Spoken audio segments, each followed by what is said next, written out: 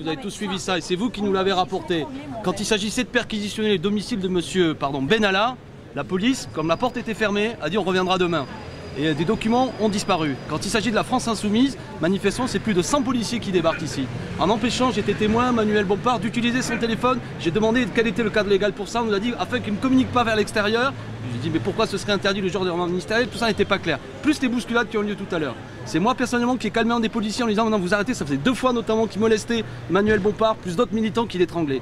Dans des conditions, j'insiste, ce qu'il vient de vous dire, aucun procès verbal n'a été présenté. Nous ne savons pas avec quels documents les policiers sont sortis du local. Nous ne savons rien.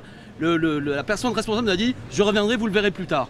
Franchement, nous ne savons pas ce qui a été saisi, quels documents, peut-être certains vont être ajoutés, d'autres soustraits, nous n'en savons rien. Voilà les conditions dans lesquelles cela a eu lieu, c'est proprement intolérable. Au même moment où il y a un remaniement ministériel, tous nos téléphones sont en train de sonner de la part de vos collègues, de réagir à ce remaniement ministériel.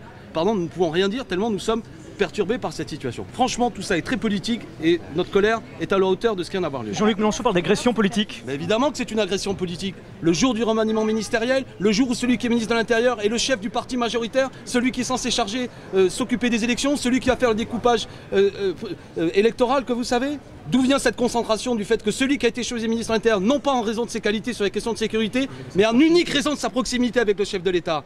Et s'il y a des comptes de campagne qui doivent être observés, chers journalistes, je vous invite à aller voir, c'est ceux de M. Macron, qui ont été signalés par la commission des comptes de campagne. Nous avons fourni tous les documents. Chaque fois qu'on nous en a redemandé, nous les avons fournis, toujours sans cesse, toujours dans la plus grande clarté. Qu'est-ce que c'est que ces méthodes ?